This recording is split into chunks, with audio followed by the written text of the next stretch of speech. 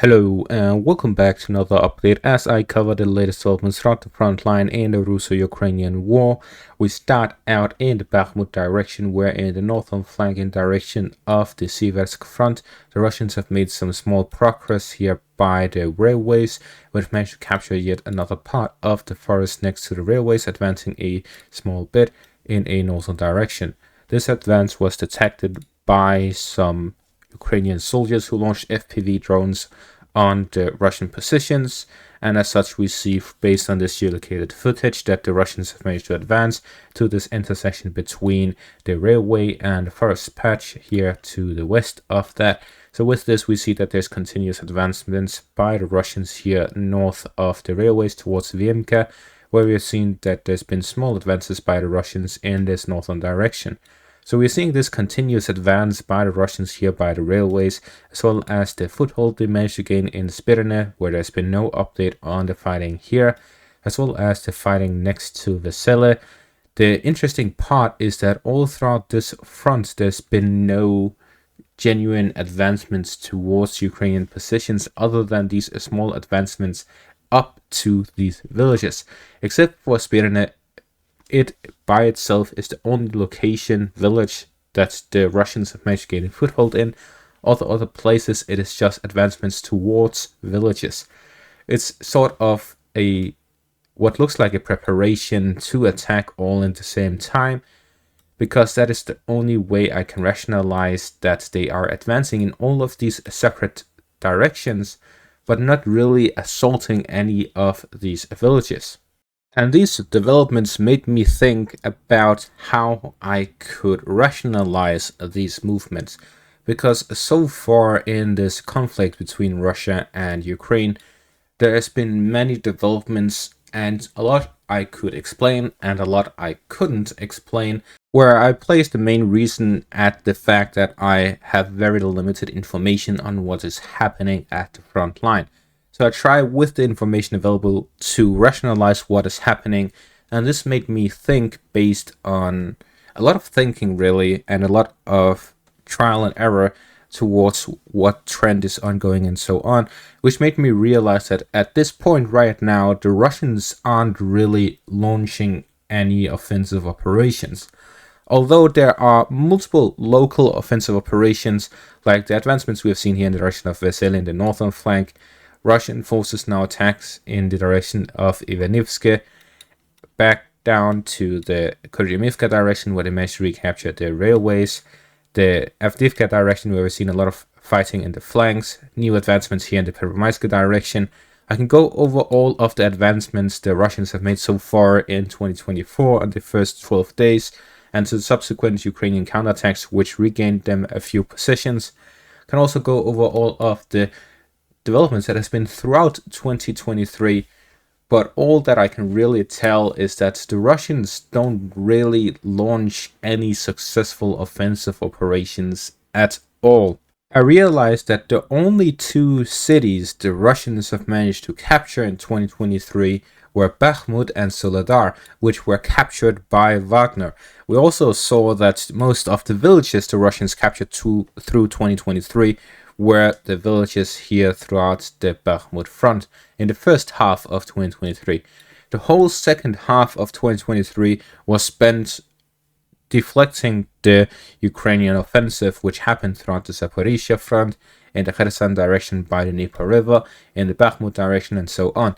So we have seen constant positional fighting, a Russian attack and offensive toward Bakhmut by Wagner, and a lot of positional fighting in the northern front by the Kharkiv region and Luhansk regions. So we're seeing a lot of positional fighting really, but no real offensive by the Russians.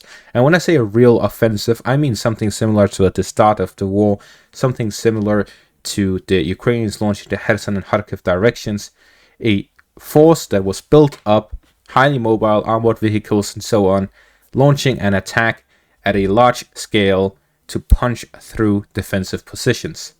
Something akin to big arrow operations. What we saw in Avdiivka was about 30 armored vehicles pushing from Krasnoarivka towards Depove. They managed to capture the waste heap. Some of the armored vehicles were lost, others were abandoned, some retreated, but there was no commitments. There was no second wave. There was no third, fourth, and fifth waves. And it was only 30 armored vehicles in the videos. So we're seeing, based on this evidence, that there's no real offensive by the Russians.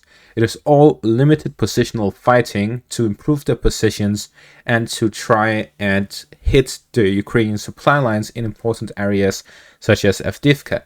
This is why when Zelensky said in early December, late November, that Avdiivka would fall within a couple of months, whether it be 2 or 3 months. Yet, so far we have seen hardly any advancements by the Russians. We have seen some fights taking place here by the waste plant, the water treatment plant, the Dacha area, and in the direction of Stepova and so on, but there's no real fighting taking place. This is also referred to when we see the videos all throughout the different parts of the front line.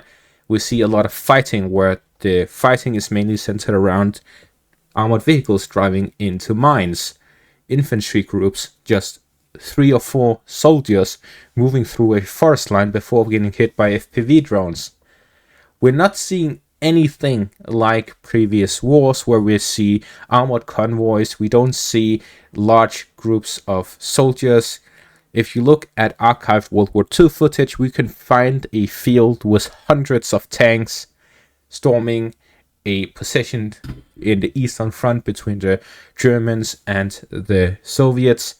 Yet today we see that the front line here between Russia and Ukraine has more mines than during the Battle of Kursk in the Zaporizhia front alone. So we're seeing the biggest tank battle in history has fewer mines than the Zaporizhia front, where we essentially throughout the whole offensive only saw about 100 or 200 Ukrainian tanks launching that offensive over a period of almost 6 months. Which makes me return to the fact that the Russians, according to Putin, has 600,000 soldiers in Ukraine. Ukraine, subsequently, according to Western media, has between 600 and 800,000 and want to mobilize an additional 500,000. Adding it up to 1.3 million people at the front line. Having these large numbers don't mean anything if all you're going to launch in an offensive is 3 or 4 people. This makes me question what strategy is really being used in this war, because if you compare it to World War I, there was much more activity, there was much more fighting than what we see today. What we see today is both armies essentially being afraid of casualties. And this is actually something that I've realized that throughout the wars in the 21st century, every single army has been afraid of casualties. We saw it with the United States and the coalition forces in Iraq. We saw it with NATO forces in Afghanistan. We saw it in every other war, and now again we see it in the Russo-Ukrainian war and the Israeli-Palestinian war. In all of the wars in the 21st century, everyone is afraid of casualties. Even if we take the highest estimates of casualties, which the Russians or the pro-Russian side claims that the Ukrainians have lost 500,000 soldiers, and the Ukrainian side has claimed that the Russians have lost 300,000, 400,000 soldiers. If we add both of those up to 1 million soldiers for 2 years, or 688 days of this war, there will be 1,450 dead soldiers every single day throughout the war. Yet the evidence we actually see from the front line is hardly enough to cover a couple hundred every day, and this is at a point where casualties are at one of the highest points throughout the war. The amount of casualties, the amount of fighting we see compared to what is reported is very small. The amount of casualties reported by both sides is widely exaggerated, and this is something that has been reported on repeatedly in history. Someone gets rid of one enemy soldier, yet he claims that he has killed 4. That is something we still see today at a very large scale, and I believe that even the official numbers that is on the screens among the army command centers on both sides are likely very, very wrong. I think any casualty estimates or direct numbers recorded by both sides are extremely wrong. Except for their own casualties, I believe that everyone knows how many soldiers they themselves have lost, yet no one reveals that specific number. I believe that at the very worst, 200,000 Russian soldiers have been wounded or killed throughout this war. Anything from a small shrapnel wound on a pinky finger to someone losing their life. At max 200,000 for the Russian side, and probably around 200, 300, 400,000 somewhere. I know that's a very large estimate, but who knows how many soldiers the Ukrainians have and how many that they have lost. The reports vary significantly. We heard recently a report from a doctor working at the Dnipro Central Hospital. He said that they receive about 100 severely wounded every day. According to official numbers estimates, they say about 1 to 1 significantly wounded to 1 killed personnel. And then for every 1 killed personnel, there is 4 wounded on top of the severely wounded. That means 6 casualties, 1 dead, 1 severely wounded, and 4 lightly wounded. That would mean 600 casualties a day in the Zaporizhzhia front. If we had all of the different fronts together, we may reach somewhere around 1,500 a day. 1,500 a day times 688 adds up to about 1 million. That would be of which about 300,000 were severely wounded or killed, while 600,000 were lightly wounded, adding a few tens of thousands, and then you would add up to 1 million. If that is the case for the Ukrainians, and let's say the Russians have half of that due to their significant firepower advantage, that would mean that the Ukrainians lost 320,000, the Russians lost 160,000.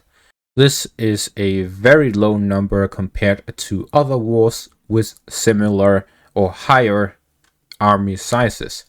For example, let's say Russia has 600,000 and Ukraine has 600,000. That would put it at an even 1-to-1 ratio of soldiers at the front line.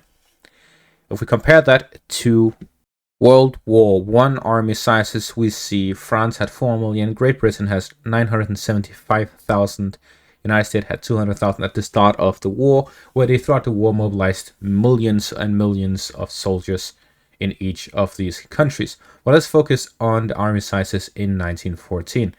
For example, Great Britain had 1 million soldiers.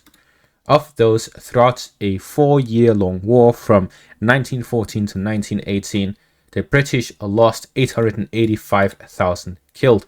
That is an average of over 200,000 a year, which is less than what the Russians would have suffered according to my estimates throughout these 2 years.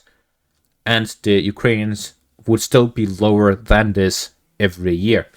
So the British alone suffered more casualties than either side in this war. So we're seeing that there is this significant difference in the amount of casualties being taken, yet both are static wars. A more dynamic war like in World War II, nearly 15 million military personnel were killed. Comparing this with World War I, where the Allies all lost 5.4 million. That is 3 times as much. If we also add the Central Powers in World War I, it would probably be 10 million, and that would be in 4 years, while World War II was in 6 years. So it was the same amount of military personnel based on how many years had gone by who were killed in both of these wars. So whether it is static or dynamic, the casualties end up being the same in the armies, based on 2 of these examples, which were both world wars, but they were widely different in execution. One had a war where the fronts weren't moving at all, and the other had one where countries would capitulate in a matter of hours or weeks. So what is my point with all of this? Why am I talking about the casualties? Why am I talking about the slow developments? Why am I talking about how this war is static rather than being dynamic? Because in the end, what we are seeing is that the war, although it is being fought, it is being fought to never end. Similar to how many comments I've received said this war would go on for 10 or 20 years. At the start, I didn't believe it. Why? Because I didn't want to believe it. I didn't want to believe that a war between Russia and Ukraine would go on for a decade or longer. But in the end, they are forcing me to believe it due to the fact that despite the Russians currently having an advantage, despite them building up a large amount of forces, despite them having optimal weather conditions, despite all of these factors, they are still refusing to attack or launch a large operation, similar to at the start of the war. Why? Because Russia has become casualty averse. They are afraid of casualties. The main reason for this is compared to World War II or World War I, where nationalism was a huge thing in these countries specifically. People were willing to die for the country. That was very common. Volunteers would make up the entirety of the army, if not just the majority. Yet today we are seeing that the Russians were forced to mobilize. They were forced to force people to the front line. The same with Ukraine. They are forcing people to fight. And if you're forcing people to fight, it's because they are not willing to fight. This is a war between unwilling people. It is a war where neither side wants to advance. Neither side wants to win. I'm talking about the majority of the army. Of course, there are parts in both armies that really want to advance, that really want to win. But it doesn't matter if the vast majority of the army isn't on the same page when it comes to how they want to fight the war. A commander or a general can tell their soldiers to move forward, but if they are unwilling, it won't succeed. So the whole point of this video is to explain that this war will continue for however long it takes for both sides to realize that no war will be won if the soldiers are unwilling to fight. Neither side can win this war, because neither side has enough soldiers willing to actually fight it.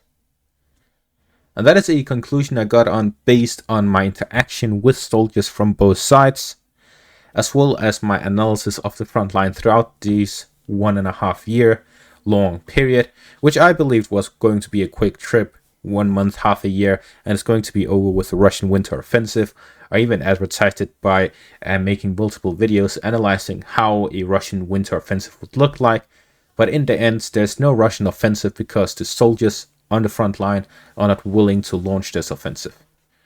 The soldiers on the front line literally talk about how Kharkiv, Kiev, Odessa are Russian cities. They need to retake them. They want to capture these cities. Yet, we do not see any offensive operations. They believe that any such operation would be a failure, and if they believe that beforehand, they will not choose to launch such an operation, and no such thing can take place where they will actually win something they believe they had lost beforehand. So in the end, my point is, no matter how much technology both sides improve, no matter how many soldiers they add to the front line, if they do not change the mentality, neither side can win. Whoever has the side of the soldiers and the local people on their side is going to win this in the long term. That is what we saw in Afghanistan. The United States had a bigger army, they had better technology, they had more missiles, they had more firepower, they had an advantage on every single aspect of warfare, except they didn't have the hearts of the people. So in the end, whoever is right, do the southern Ukrainians believe that they want to be a part of Russia, or do they want to return to be a part of Ukraine? Whichever is the truth will in the end win this war on the long term, as long as it remains static and neither army actually fights the war. Because this is a war that is not being fought, in my opinion. That is my analysis. And to end off this video, I would like to ask you at the start, when I started making these videos, it was really because I didn't believe that any of the channels that were making videos like this were accurate enough when it comes to speed and accuracy when it comes to the map updates. I wanted someone to be someone who's told the truth as fast as possible. Yet today we see a multitude of channels. Essentially every single channel has right map updates. Whether it is today or a week from now, all of the maps end up looking the same. Deep State map is slightly different from Syriac maps, which is slightly different from DPA, from military summary. In the end, geolocated footage doesn't lie, so that is what ends up being the front line. So I don't really add something to the accuracy of the map making, nor the speed of the updates, because right now I receive most of my updates around midnight, which is past where my audience is active, and it is also past where I am active. So I end up making delayed updates as well. So the two aspects that I had going for me when I started aren't present today. I believe that pretty much all mapping YouTubers are at the same level right now. No one is above or beyond any of the others. Some add more entertainment into it, some add more quality into it. The point being, what is my aspect? I want to know that. If you can leave down a comment down below. What do you watch me for compared to all the others? And why do you choose to remain with me? And finally, what aspects should I focus more on to add more to what I provide? And that's going to be all for this update. Thank you for watching and have a great day.